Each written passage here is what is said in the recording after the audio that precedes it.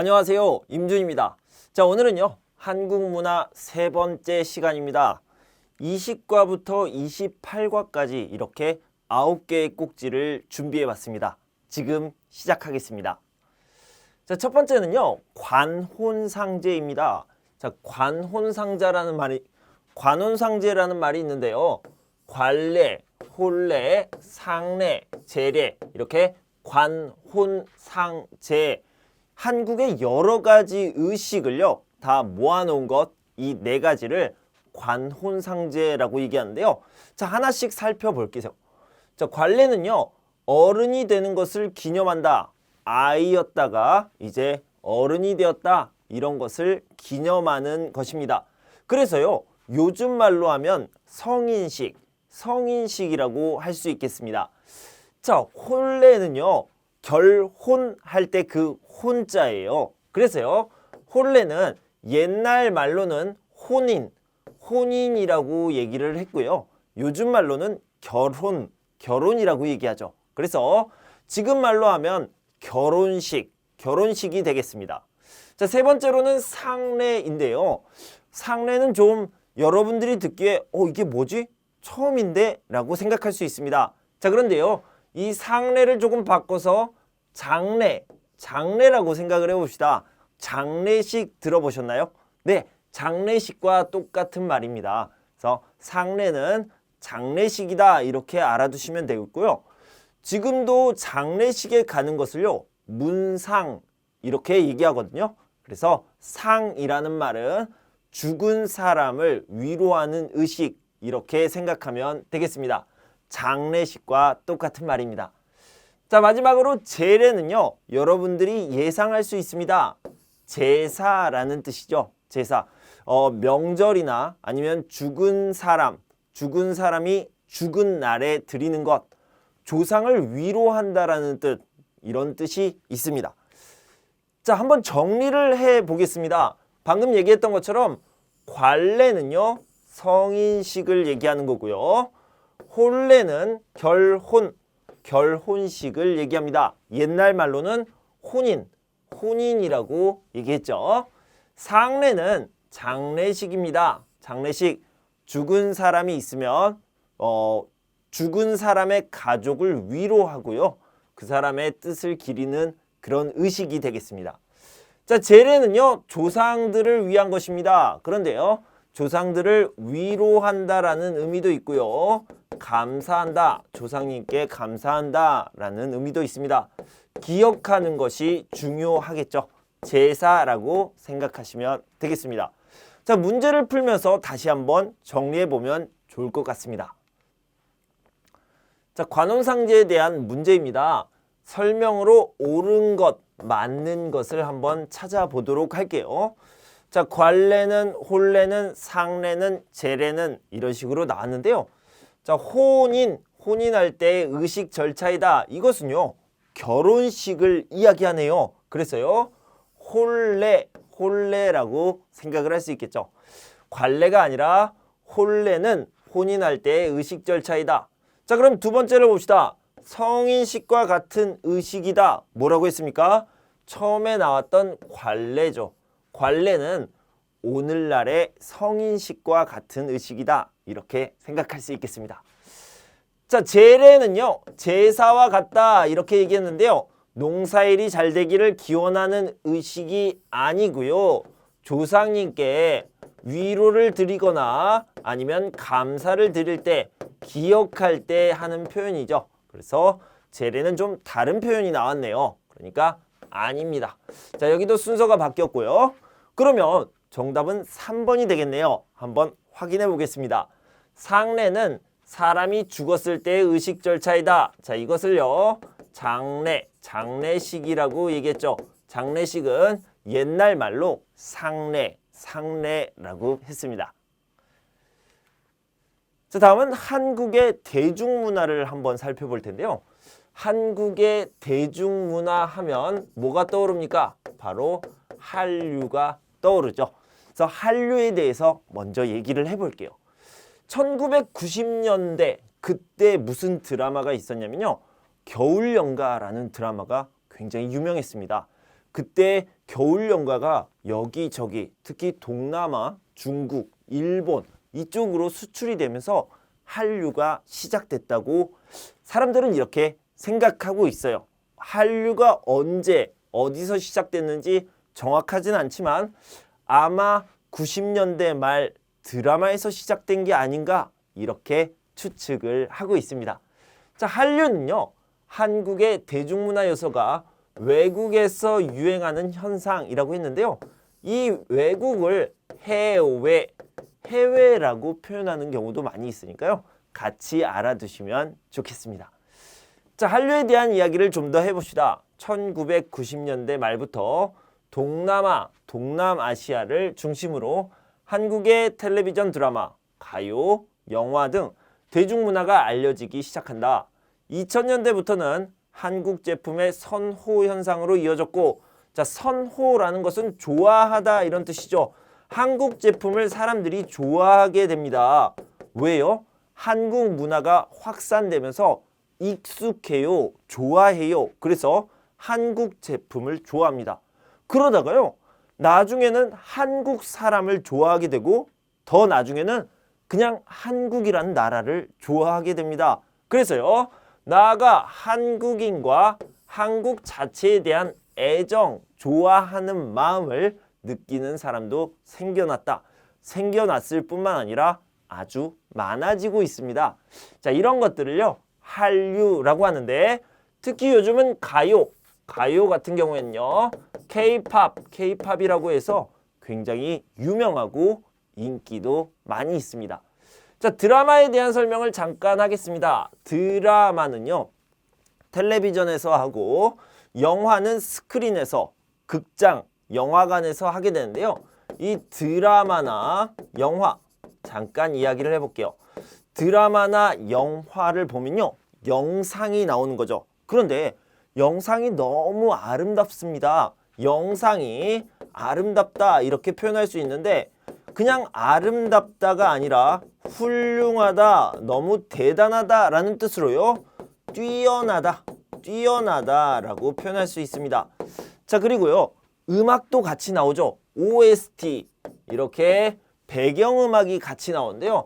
배경음악이 아름답다 이런 식으로 영화를 평가할 때, 드라마를 평가할 때 쓰기도 합니다. 자, 방금 제가 뛰어나다라는 말을 했는데요.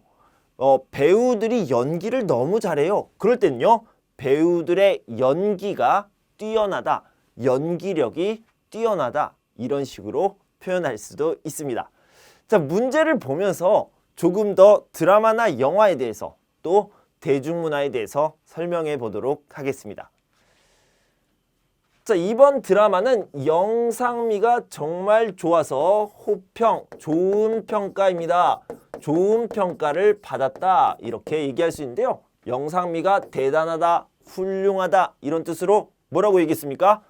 뛰어나다라고 얘기했죠. 영상미가 매우 뛰어나서 좋은 평가, 호평을 받았다 이렇게 얘기할 수 있겠습니다. 자, 그래서요, 드라마나 영화를 평가할 때 재미있었어요, 재미없었어요 이렇게 평가할 뿐만 아니라 영상미가 뛰어나다, 연기력이 뛰어나다, 배경음악이 잘 어울린다, 아름답다 이런 식으로 표현할 수 있습니다. 자, 새 영화를 뭐뭐 하는 날이라서 모든 출연한 사람, 영화에 나온 사람들이 나와서 인사를 했다라고 했는데요. 새 영화입니다. 새로운 영화를 처음으로 관객들에게 보여주는 거죠. 자, 예를 들어서 여러분들이 택배를 받았습니다. 편지를 받았습니다. 그러면 그것을 열어요. 이렇게 열어봅니다. 이렇게 열어보는 것을 뭐라고 하냐면요, 개봉이라고 해요. 닫혀있는 것을 열다라는 뜻이죠. 그런데 여러분들이 감독이, 출연진이 영화를 만들어서 이렇게 숨겨놨다가 관객들에게 처음으로 이렇게 보여줍니다. 처음으로 열었어요. 그것도 역시 개봉이라고 얘기하죠. 자, 방금 얘기했던 것처럼 새 영화, 새로운 영화를 가지고 있다가 처음으로 열었습니다. 그것을 개봉하다라고 얘기하죠. 그래서 개봉하는 날이라서 모든 출연진이 나와서 인사를 했다. 이런 식으로 얘기할 수 있습니다. 자, 개막은 뭐예요? 개막은요, 시작하다라는 뜻이 있는데요. 예를 들어서 월드컵이나 올림픽 같은 것을 처음으로 할 때는 개막식을 합니다. 올림픽을 시작합니다. 월드컵을 시작합니다. 축제를 시작합니다. 이럴 때 개막하다, 시작하다. 그래서 개막식을 하고 이런 행사, 이벤트를 시작하게 되는 겁니다. 자, 다음은 인터넷입니다. 인터넷은 여러분들이 잘 알고 있죠. 컴퓨터가요, 전 세계에 있는 컴퓨터들이 모두 다 연결되어 있어서 다른 곳에 있는 정보를 쉽게 받아들일 수 있는 아주 편리한 시스템이죠. 그것을 인터넷이라고 얘기를 하는데요. 인터넷은 굉장히 편리하고 좋은 점이 많이 있어요. 그런데요, 좋은 점만 있습니까? 아니요, 나쁜 점도 있습니다. 자, 우리 좋은 점과 나쁜 점 이렇게 나눠서 이야기를 할 텐데요. 좋은 점을 뭐라고 합니까? 장점이라고 얘기하죠. 나쁜 점을 뭐라고 그래요? 단점이라고 얘기하고요. 자, 이 두 가지를 합쳐서 장단점이라고 얘기를 합니다. 자, 그러면 먼저 좋은 것부터 알아봅시다. 인터넷의 장점부터 시작하겠습니다. 자, 먼저 빠르다는 거죠. 빠르다는 것이 가장 큰 장점입니다. 어떤 것을 알고 싶어요. 그러면 거기에 이렇게 막 찾아가서 어떻게 됐어요? 물어봅니까? 아니요. 여러분들이 스마트폰을 꺼내서 또는 컴퓨터를 켜서 바로 알아볼 수 있습니다. 그래서 정보 전달이 빠르다. 이런 것을 가장 큰 장점으로 생각할 수 있겠죠. 자, 두 번째는요, 쌍방향 소통이 가능하다. 자, 텔레비전을 봅시다. 텔레비전을 보면 여기서 사람이 앉아서 이 텔레비전이 알려주는 소식만 계속 듣게 됩니다. 보게 되죠. 이쪽으로 갑니까? 아니요, 안 갑니다. 그런데요, 인터넷을 통해서 연결이 되면 이쪽 컴퓨터와 이쪽 컴퓨터가 서로 오다 가다 이렇게 소통이 가능한데요. 그것을 뭐라고 하냐면 쌍방향이라고 얘기합니다. 이쪽으로 가요 방향, 이쪽으로 가요 방향. 그런데 쌍이라는 것은 두 가지를 얘기하는 거고요. 그래서 쌍방향 그러면 양쪽, 두 쪽 방향으로 모두 소통한다. 이런 식으로 생각할 수 있겠습니다. 자, 그리고요, 시간과 공간에 제약이 없습니다. 자, 제약이라는 것은요, 여기는 안 돼요, 여기는 안 됩니다 라고 제한하는 것을 얘기하는데요. 이런 제약, 제한이 있습니까? 아니요, 없습니다.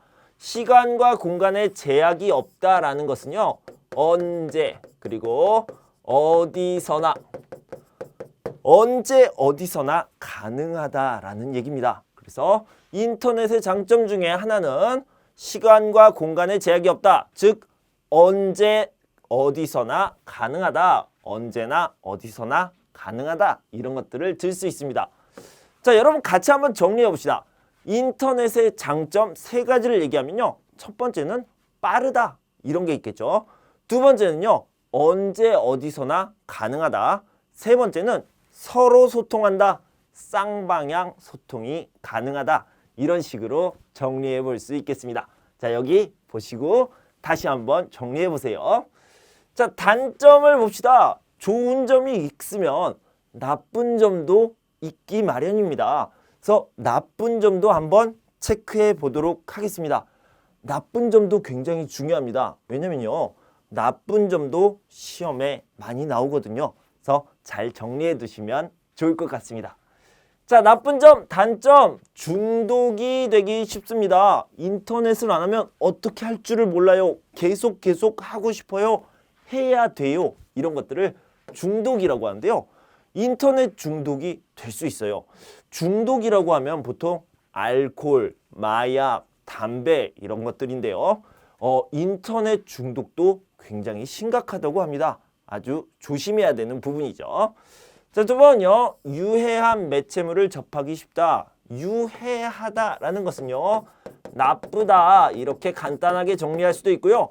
조금 더 나아가면 나쁜 영향을 준다. 나쁜 영향을 주는 것을 유해하다라고 얘기하죠. 지난 시간에 얘기했는데요. 유해하다의 반대는 유익하다, 좋다라는 뜻이 있죠. 여기서는 나쁘다, 유해하다고 나와 있는데요. 유해한 매체물, 그러니까 자료, 정보 또는 영상 이런 것들이 인터넷에 많이 있습니다. 어른들에게도 나쁘지만 특히 청소년들, 아이들에게 굉장히 안 좋을 수 있습니다. 큰 단점이라고 할 수 있죠. 자, 세 번째는요. 개인정보가 유출될 수 있습니다. 우리가 인터넷을 통해서 SNS, 이메일 이런 것들을 이용할 수 있는데요. 이런 SNS나 이메일을 통해서 개인정보, 나의 이름과 주민등록번호와 전화번호, 주소 이런 개인정보가 다른 곳으로 나갈 수 있습니다. 다른 사람들이 알아버릴 수 있어요. 그런 것들을요. 유출이라고 얘기하는데요. 이런 개인정보가 유출될 수 있다. 이런 것들이 큰 단점이 되겠습니다. 자, 중독되기 쉽다. 유해한 매체물이 있다. 개인정보가 유출된다. 자, 같이 한번 정리해 볼게요. 자, 개인정보가 유출된다라는 단점이 있었고요. 중독될 수 있다. 이런 단점이 있었고요. 나쁜 매체물, 나쁜 영상, 나쁜 자료가 있는데요. 이것을 유해한 매체물이라고 얘기를 했습니다. 자, 이제 문제를 한번 보도록 할게요. 인터넷의 장점, 좋은 점에 대한 설명 중 옳은 것, 맞는 것을 찾아보도록 하겠습니다. 자기도 모르게 중독되기 쉽다. 이거 좋은 거예요? 나쁜 거예요? 나쁜 거죠. 단점입니다. 자, 아이들이 유해한 정보에 쉽게 노출된다. 자, 이것도 단점이죠. 우리 함께 정리했던 단점입니다. 개인정보가 빠져나가라는 말은요. 우리가 배울 때는 유출된다 이렇게 표현을 했죠. 자, 이것도 역시 단점입니다. 단점 세 가지가 다 나왔네요. 자, 그러면 4번을 봅시다. 장점이 맞는지 볼게요. 정보가 실시간으로 전달되어 전파 속도가 매우 빠르다. 우리가 공부했던 첫 번째 장점, 빠르다가 되네요. 실시간이라는 것은 지금, 바로 이런 의미가 되겠습니다. 예를 들어서 지금 브라질에서, 아르헨티나에서, 한국에서 가장 먼 곳에서 축구 경기를 하고 있습니다. 그러면 언제 알 수 있어요? 내일 결과를 알 수 있습니까? 아니요. 지금 바로 알 수 있습니다. 실시간으로 결과를 알 수 있다. 이렇게 표현할 수 있죠. 무엇을 통해서요? 인터넷을 통해서 바로 정보를 얻을 수 있는 겁니다. 자, 다음은 가족 문화를 좀 살펴보도록 하겠습니다. 가족 문화는요. 옛날과 지금, 옛날과 현대를 비교해서 살펴보면 좋을 것 같고요. 뒤에 부분에서는 요즘 어떤 종류의 가족이 있습니까? 이런 것들을 같이 살펴보면 좋을 것 같습니다. 자, 옛날에는요. 대가족이었습니다. 할아버지, 할머니, 여러 가족이 함께 살았죠. 그러니까 할아버지 세대, 할아버지, 할머니죠. 그 다음에 아버지 세대, 아버지, 어머니, 아버지의 형제들, 그리고 그 아이들 엄청 많이 같이 살았습니다. 자, 그런 것을요. 대가족이라고 얘기했습니다. 자, 그런데 시간이 이렇게 지나고 나서요. 지금이 되었습니다. 지금은 누가 같이 살고 있습니까? 부모님과 자녀들이 살고 있는데 이 자녀들은 아직 결혼을 안 한 자녀들이죠. 그래서 결혼을 안 했다라고 해서 미혼이라고 얘기하는데요. 자, 결혼을 안 한 자녀들과 부모들이 같이 사는 것, 이런 경우를 핵가족이라고 이야기를 합니다. 자, 그러면 아까 말씀드린 대로 현대에는 어떤 가족들이 있는지 같이 살펴보도록 할게요. 자, 독신이라는 말이 있는데요. 혼자 사는 것을 말합니다. 이 독신이란 말은 결혼을 안 했다라는 것을 강조하는 겁니다. 혼자 사는 것 또는 혼자 사는 사람, 이렇게 얘기를 할 수 있는데요. 자, 독신 그러면 혼자 살기 때문에 여기에는요. 1인 가구, 한 명이서 사는 그런 집, 이런 말들이 들어가 있는데요. 1인 가구 중에서 아직 결혼을 안 한 사람도 있고 아니면 결혼을 하기 싫어하는 사람도 있다. 이 정도로 알아두시면 되겠습니다. 자, 요즘은요, 여러 가지 이유 때문에 남편과 아내가 서로 사랑하지만 떨어져서 사는 경우가 있습니다. 자, 예를 들면요, 여자도 일을 해요. 남자도 일을 해요. 그런데 여자는 서울에서 일을 합니다. 남자는 부산에서 일을 해요. 이렇게 두 사람, 부부가 떨어져서 일을 하기 때문에 같이 살 수 없고요. 주말에만 서로 만나게 됩니다. 자, 그런 부부를요, 주말 부부라고 얘기합니다. 직장 등의 이유로 평소에는 따로 지내다가 주말에만 함께 지내는 경우를 주말 부부라고 하는데요. 이거보다 더 멀리 가게 되면요, 유학을 가게 됩니다. 엄마와 아이들이 미국으로, 유럽으로 유학을 가게 되면 아빠는 혼자 남아서 한국에서 일을 합니다. 자, 그런 경우에는요, 6개월에 한 번, 1년에 한 번 이렇게 한 번씩 만나게 되는 그런 가족이 되겠죠. 그런 가족을요, 기러기 부부, 기러기 가족, 그런 아빠를 기러기 아빠라고 얘기하는데요. 한번 읽어봅시다. 자식의 유학 등의 이유로 부부 중 한 명이 외국에 가게 되어 따로 지내는 부부, 가족, 아빠를 기러기 가족, 기러기 아빠, 기러기 부부라고 얘기를 합니다. 자, 그 밖에도요, 입양하는 문화가 있습니다. 옛날에도 있었지만 요즘은 또 아기를 잘 낳지 않기 때문에 내가 낳은 아기는 아니지만 데려와서 내 아기처럼, 내 가족처럼 기르는 것이 있는데요. 이것을 입양이라고 얘기를 합니다. 그래서 법적인 절차를 거쳐 자신이 낳지 않은 사람을 자식으로 들여오는 것, 가족으로 데려오는 것, 이것을 입양이라고 하고요. 이런 입양한 아이가 들어있는 가족을 입양 가족이라고 얘기합니다. 현대에는 독신, 주말부부, 기러기 부부, 그리고 입양 가족까지 이런 다양한 가족이 있다. 다양한 가족 형태가 있다는 것을 알아두시면 되겠습니다. 자, 여러 가지 날들이 있는데요. 가족을 위한 날들도 있고 부모님을 위한 날들도 있고 또 어린이를 위한 날들도 있고 그렇습니다. 자, 문제를 봅시다. 5월 5일이 뜻하는 기념일인데요. 방정환 선생님이 만든 날입니다. 자, 그 날을 뭐라고 합니까? 자, 여러분들이 5월 5일 하면 두 가지를 생각해야 됩니다. 물론 첫 번째가 더 중요하죠. 양력으로 5월 5일이 무슨 날인지, 두 번째로 음력으로 5월 5일이 무슨 날인지를 생각해야 되는데요. 양력은요, 어린이를 위한 날, 어린이날입니다. 그리고 음력은요, 단오날, 단오절이죠. 그런데 여기서는요, 방정환 선생님이 만들었다라고 했으니까 이것은 어린이를 위한 날, 방정환 선생님께서 어린이를 위해서 어린이날을 만드셨습니다. 어린이날 3번이 정답이 되겠고요. 다른 답도 좀 봅시다. 스승의 날, 이 스승이 무슨 뜻입니까? 선생님이죠. 선생님을 위한 날인데요. 5월 15일입니다. 식목일이라는 말은요, 나무를 심다 이런 뜻이 있습니다. 뭐가 심다고 뭐가 나무입니까?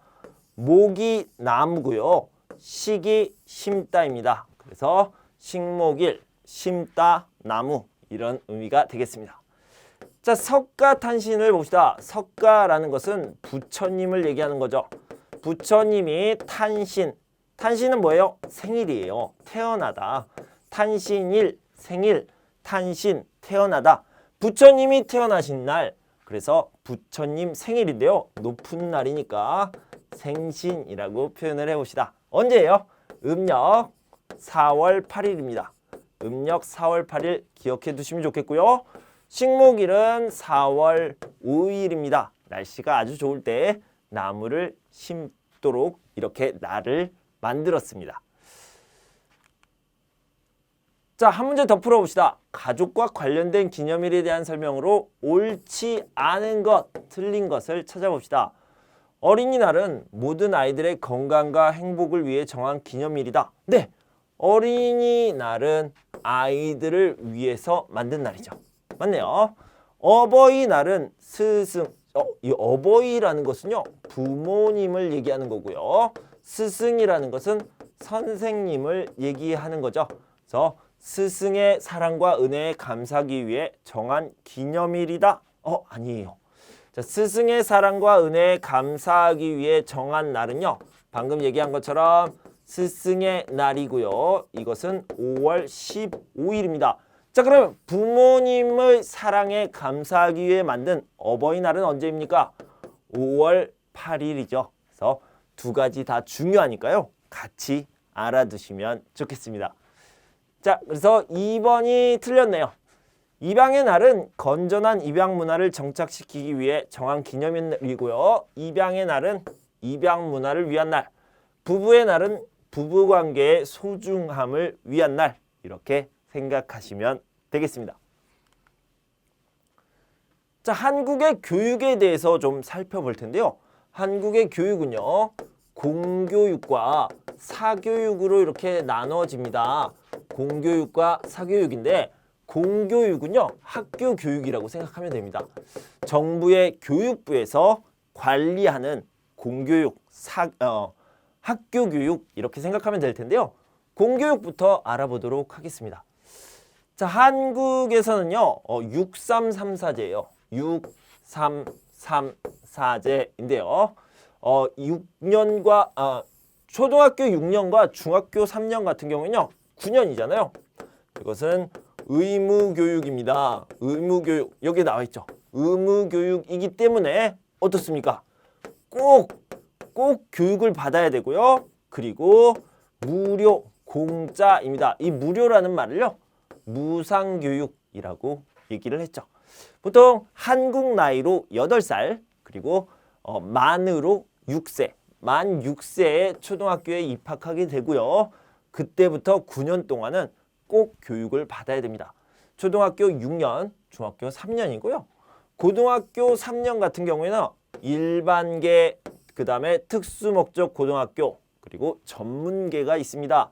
나중에 한국 사회에 의해서 좀 더 깊이 있게 자세히 다뤄보도록 하겠습니다. 자, 대학교 4년이라고 나왔는데요. 대학교는 2년제도 있고요. 3년제도 있습니다. 2년제와 3년제가 있는데 이런 전문 대학이 있고 그 다음에 일반 대학은 4년입니다. 그리고 만약에 의사가 되고 싶으면 6년, 8년 이렇게 더 공부를 하게 됩니다. 자, 대학교 4학년 이후로는요. 원하는 사람은 대학원에 갈 수 있는데 대학원에 가면 석사와 박사, 박사 과정이 있는데요. 이것도 역시 한국 사회 이해 부분에서 좀 더 자세히 살펴보도록 하고요. 문제를 한번 풀어보도록 할게요. 사교육을 먼저 볼게요. 사교육은 학교 교육이 아니라 다른 교육을 얘기하는 건데요. 학원, 과외, 그리고 학습지나 어학연수, 개인적으로 학교가 아닌 개인적으로 공부하고 싶어서 가는 곳, 이런 것들을 사교육이라고 하는데요. 자, 사교육에서 조금 더 생각을 해봐야 되는 것은요. 비싸다예요. 돈이 중요하잖아요. 돈이 중요한데 너무너무 비쌉니다. 그래서 사교육비가 우리 부모님에게 학부모라고 합시다. 학부모에게 부담이 된다. 이런 것들이 굉장히 큰 문제가 되죠. 큰 문제가 되는 이유는요. 큰 부담이 되기 때문이죠. 너무 비싸요. 너무 부담스러워요. 큰 부담입니다. 이렇게 생각할 수 있겠습니다. 자, 한국의 교육기관에 대한 설명으로 옳은 것, 맞는 것을 찾아보도록 할게요. 초등학교는 고등학교와 함께 의무교육기관으로 교육기간은 3년이다. 자, 두 가지가 틀렸네요. 초등학교는 고등학교와 함께가 아니라 중학교와 함께죠. 그래서 초등학교, 중학교는 의무교육입니다. 그리고요, 교육기간은 얼마큼입니까? 지금 초등학교 얘기하고 있어요. 초등학교의 교육기간은요, 6년이 되겠죠. 두 가지가 틀렸네요. 자, 중학교는 국민 생활에 있어 가장 기초적인 일반 교육을 실시하는 곳이다. 가장 기초적인 것은 가장 처음 공부하겠죠. 다 가장 기초적인, 가장 처음 공부하는 곳이 어디입니까? 초등학교죠. 초등학교라고 할 수 있겠습니다. 틀렸네요. 고등학교는 크게 일반 인문계와 실업계 두 종류가 있고 교육기간은 3년이다. 이렇게 얘기했는데요. 네, 교육기간 3년 맞고요. 인문계와 실업계, 좀 다른 말로 하면요. 일반계, 그 다음에 전문계. 직업을 갖기 위해서 실업계나 전문계에 들어가는 경우가 있고요. 그 다음에 대학에 들어가는 준비를 하기 위해서 일반계 또는 인문계에서 준비를 하기도 합니다. 교재마다 책마다 좀 다르게 표현되어 있어서요. 여러 가지 어휘를 같이 알아두시면 도움이 될 것 같습니다. 자, 그래서 이 부분은요. 틀렸습니다. 맞았습니다. 그리고요. 3번이 답이 되겠네요. 대학교는 중등교육기관이 아니라요. 고등교육기관입니다. 그래서 여기를 보면요. 초등교육기관이 있고 중등교육기관이 있고 고등교육기관이 있는데요. 초등교육기관은 초등학교, 그 다음에 중등교육기관은요. 중학교와 고등학교가 있습니다. 자, 이 부분 헷갈리면 안 되고요. 고등교육기관은요. 대학교, 그 이후로 대학원 이렇게 되겠죠. 그래서 이것도 한번 정리해 두시면 도움이 될 것 같아요. 그래서 중등교육기관이 아니라 고등교육기관이다. 이렇게 알아두시면 되겠어요. 자, 25번 기본 예절을 보도록 하겠습니다. 여러분들이 다 알고 있는 예절입니다. 에티켓, 매너죠. 다 알고 있지만 지금 여러분들이 잘 들어두시면 좋은 게요. 한국어로 어떻게 표현하는지 좀 알아두시면 좋을 것 같습니다. 자, 밤늦게 세탁기나 청소기를 돌리지 않는 것 기본 예절이고요. 흡연도 금지된 곳에서 담배를 피우면 안 된다. 이런 것들이 중요하죠. 재활용 쓰레기는 분리수거함에 넣어야 되고요. 길거리에서는 쓰레기 함부로 버리면 안 됩니다. 버스나 지하철을 이용할 때는 한 줄로 선다. 줄서기죠. 줄서기. 이것도 중요한 에티켓입니다. 자, 이웃 어르신을 만나면 허리를 굽혀 공손하게 인사를 해야 됩니다. 아저씨 안녕 이렇게 하면 안 되고요. 안녕하세요 이렇게 인사를 해야 되죠. 한국에 왔으니까 한국의 예절을 살펴보시면 좋을 것 같습니다. 자, 공공장소에서는 어떻게 해야 됩니까? 통화는 작은 소리로, 휴대전화는 진동으로 바꿔야 됩니다. 자, 여기를 보면요. 여러분 지하철에서 여보세요. 나 금방 가고 있어. 이렇게 하면 안 돼요. 여보세요. 금방 가고 있어요. 지금 지하철이니까 끊을게요. 이렇게 하고 끊어야 됩니다. 조용한 소리로, 작은 소리로 통화를 해야 되죠. 박물관이나 영화관에서 사진을 찍으면 안 되고요. 버스나 전철에서는 몸이 불편하신 분들 또는 임산부들에게 자리를 양보하는 것이 좋습니다. 자, 기타 언어 이런 것들은요. 기타 예절은 언어 예절이 있고요. 존댓말, 높임말을 써야 되죠. 높임말을 쓰는 것도 중요하다. 이렇게 알아두시고요. 식사 예절, 여러분들이 자주 들으셨겠지만 가장 나이가 많은 사람, 지위가 높은 사람이 밥을 먹기 시작하면 숟가락을 들면 다른 사람들이 그때 식사를 시작하는 식사 예절이 있습니다. 나이가 더 많은 사람이 수저를 들면 식사를 시작합니다. 숟가락, 젓가락을 들면 이런 의미가 되겠죠. 우더른을 대하는 예절에 대한 설명으로 옳은 것, 맞는 것을 찾아봅시다. 높임말을 사용한다. 맞는데요? 1번부터 맞았네요. 네, 1번이 답이네요. 급한 일이 아니면 가로질러 먼저 지나간다.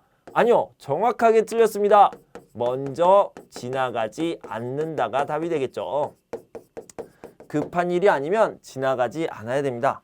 식사 중일 때 다 먹었으면 조용히 일어난다. 맞는 것 같아요. 예의 바르게 이렇게 조용히 일어나서 갑니까? 아니에요. 기다려야 됩니다. 기다린다. 급한 일이 없으면 기다려야 됩니다. 자, 어른이 술을 따라주면 술잔을 받아 어른을 똑바로 바라보며 술을 마신다. 여러분 잘 알고 있는 예절이죠. 뭐냐면 어른을 똑바로 바라보지 않고요. 몸을 옆으로 돌려서 마시는 거죠. 제가 여러분에게 술잔을 받았는데 이렇게 마시면 안 되고요. 이렇게 고개를 돌려서 마시는 것이 한국의 예절입니다. 그래서 정답은요. 1번이 되겠습니다. 자, 직장인의 하루, 직장에 대해서 알아보도록 하겠습니다. 자, 먼저요. 회사에 가는 것을 출근이라고 하고요. 그 다음에 이렇게 업무를 보다, 일하다 이런 것들을 근무라고 얘기하죠. 그리고 집에 가게 됩니다. 집에 가는 것을 퇴근이라고 하고요. 회사에 가고 그 다음에 집에 가고 이런 것들을요. 출퇴근이라고 얘기를 합니다. 자, 그런데 근무를 어디에서 합니까? 회사에서 하잖아요. 회사의 사무실에서 합니다. 사무실에서 하는데 오늘은 밖에 일이 있습니다. 그래서 출근을 한 다음에 밖에 나가서 일을 해요. 이런 것들을요. 외근이라고 합니다.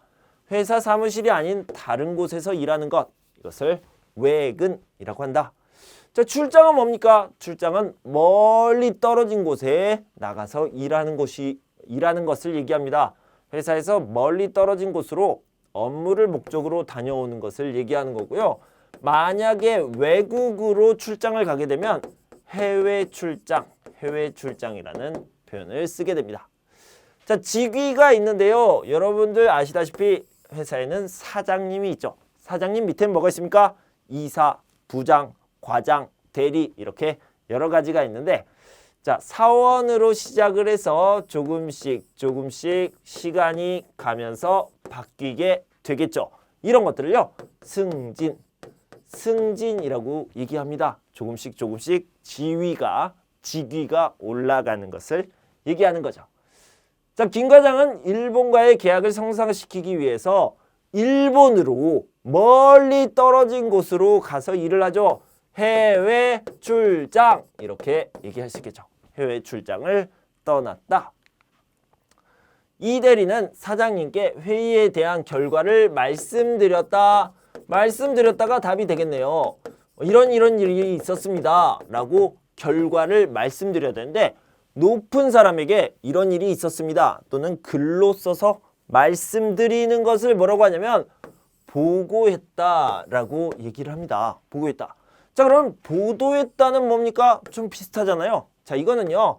뉴스라고 생각을 하면 됩니다. 앵커가 많은 사람들에게 알려주는 것을요. 보도라고 얘기를 합니다. 뒷부분에서 다시 한번 살펴보도록 할게요.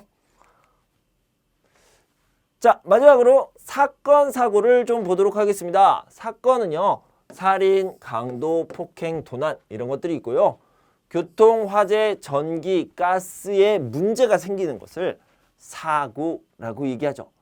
자, 이런 사고를 당하면 또는 사건을 당하면 보험금을 받을 수 있게 되고요. 특히 교통사고가 나면 교통보험에서 보험금을 주도록 하죠.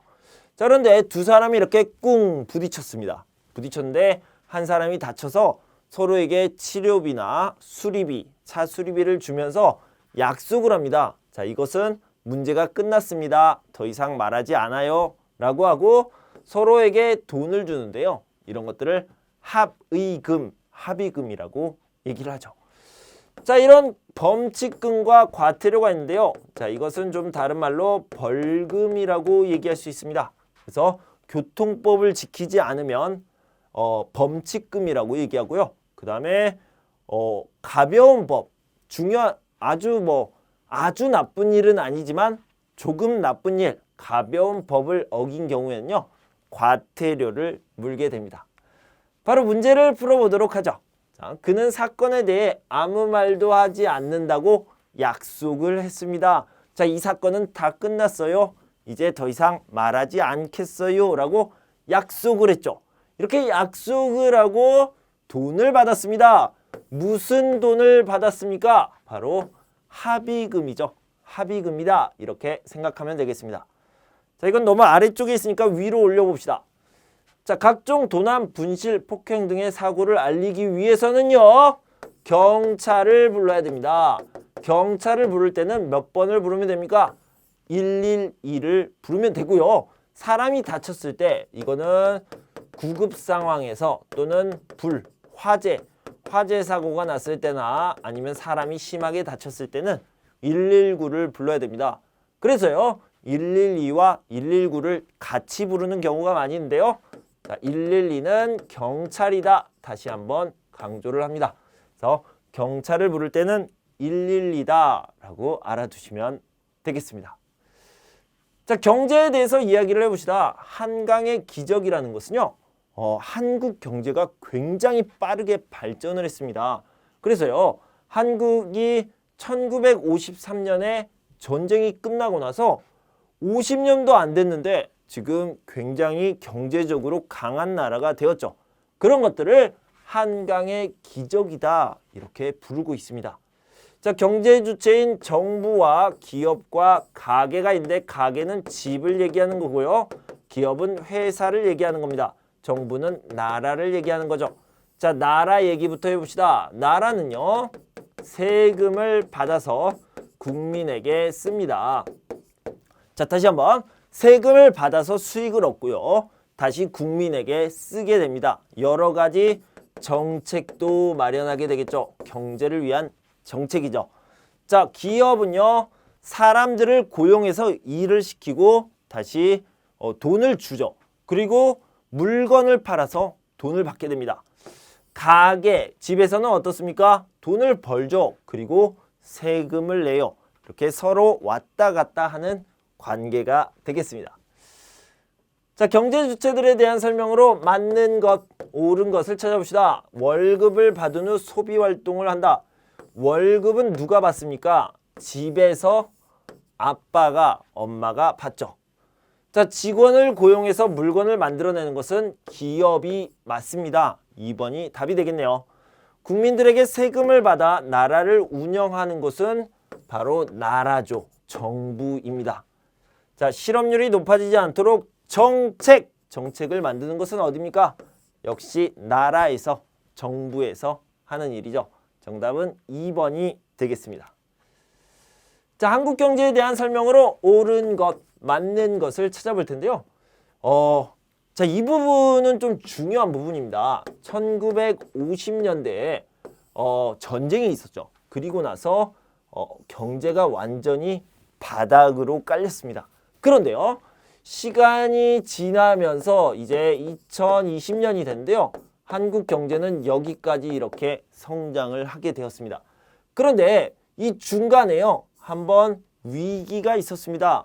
아주 어려운 일인데 1997년에요. IMF 사태라는 게 있었는데요.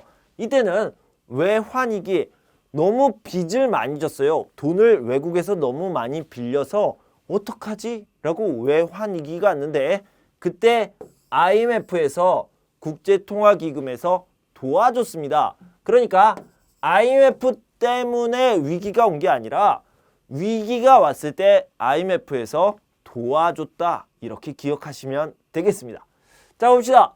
1990년대 말 외환위기를 극복해낸 것을 한강의 기적이라고 합니까? 아니요. 한강의 기적은 이렇게 빠르게 성장한 것을 얘기하는 거죠. 아니에요. 자, 1960년대에는 한국이 굉장히 가난했습니다. 2만 달러요? 아니요. 78달러였습니다. 아주 가난한 나라였어요. 아니죠. 현재 한국의 대표적인 수출품은 자동차, 반도체, 선박 해운 구조물이 있다. 네, 맞습니다. 여러분, 한국의 대표적인 수출품을 한번 기억해 두시면 도움이 될 것 같고요. 국제통화기금 IMF, 돈을 너무 많이 빌려 경기가 나빠지고 외환위기가 왔다? 아니요. 외환위기가 와서 IMF에서 도와줬다. 이 표현이 맞습니다. 그래서 여기는 틀렸죠. 자, 3번이 답이 되겠습니다. 자, 이렇게 9개의 꼭지를 같이 공부해봤습니다. 여러분 공부하시느라 수고 많으셨고요. 저는 다음 시간에 또 한국문화 4번째 시간에 찾아오도록 하겠습니다. 그때까지 여러분 건강하고 행복하세요. 감사합니다.